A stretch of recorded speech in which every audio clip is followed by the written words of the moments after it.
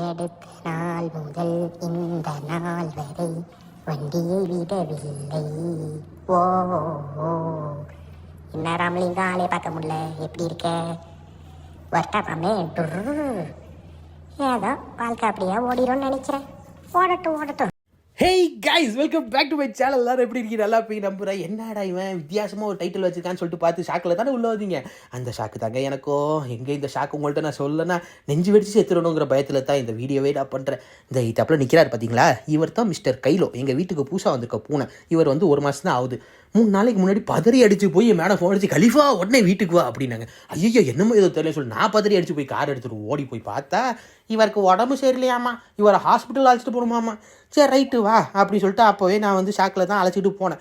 அங்கே போய் பார்த்தா டாக்டர், ஐயோ இவருக்கு ஜுரம் அடிக்குது, 40 டிகிரி அடிக்குது, இவருக்கு ஊசி போட்டே ஆகணும்னு சொல்லிட்டு 1க்கு 2 ஊசியை போட்டு விட்டு 600 ரியால் ஃபீஸ் வாங்கிட்டாப்புல. அப்போவே நெஞ்ச வலிக்க ஆரம்பிச்சிச்சு. இதில் வேற போயிட்டு நாளைக்கு வந்துட்டாப்புல. மறுநாள் போனால் மறுநாளும் ஒரு 2 ஊசியை போட்டு விட்டு திரும்ப 200 ரியால் ஃபீஸ் போயிட்டு மறுநாள் வந்துட்டாப்புல.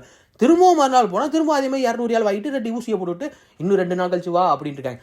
மொத்தம் இப்போ என்னாச்சு, 1000 ரியால் செலவு பண்ணியாச்சு. அடுத்து 2 நாள் கழிச்சு போனோம்னா இன்னொரு 200 சேர்த்தா 1600 ரியால். நம்ம ஊர் காசு கணக்கு பண்ணி பார்த்தா 25,000 ரூபா.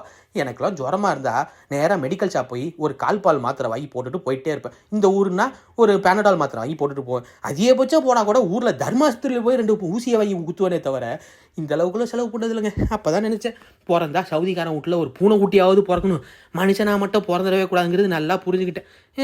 இவருக்கு வந்த வாழ்வை பார்த்தீங்களே, இதை பார்த்ததுல 2 நாளாக மனசே சரியில்லைங்க. ரொம்ப கஷ்டமாச்சு. சரி, கஷ்டத்தை உங்கள்கிட்டலாம் ஷேர் பண்ணாதான் மனசு நிம்மதியாக இருக்குன்னு உங்கள்கிட்ட ஷேர் பண்ணிட்டு இருக்கேன். இந்த வீடியோ உங்களுக்கு பிடிச்சாலும் பிடிக்கலாம், லைக் பண்ணுங்கள், சப்ஸ்கிரைப் பண்ணுங்கள், உங்கள் ஃப்ரெண்ட்ஸுக்கெல்லாம் ஷேர் பண்ணுங்கள். ரொம்ப மன வருத்தத்தில் இருக்கேன். உங்களெல்லாம் அடுத்து ஒரு நல்ல வீடியோவில் சந்திக்கிறேங்க. அது வரைக்கும் போயிட்டு வரேன். பாய்.